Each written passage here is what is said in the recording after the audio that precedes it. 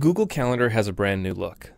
The new Google Calendar design puts a focus on the parts of Calendar you use the most and provides a clean, modern experience.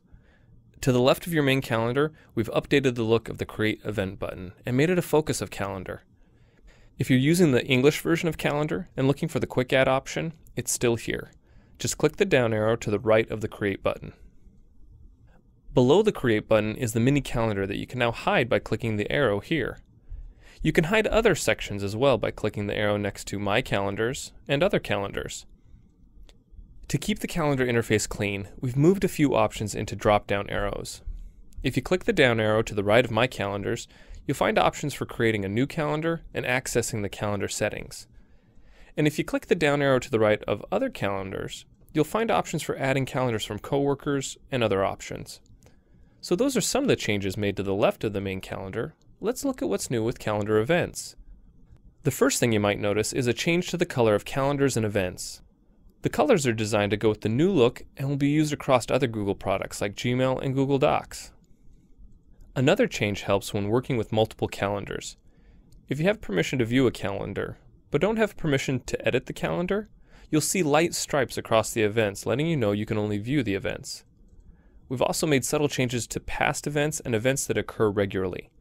Regular events and past events are now slightly dimmed to let you focus on new and future events. And if you want, you can control whether events are dimmed by opening Calendar Settings and scrolling down to the Event Dimming section. Here you have options to control which events are dimmed by default. When you're done, click Save. So let's look at the main calendar and a few more changes to calendar events. If you hover your mouse over an event, a few icons may appear. For example, if the event has reminders enabled, you'll see a small alarm clock.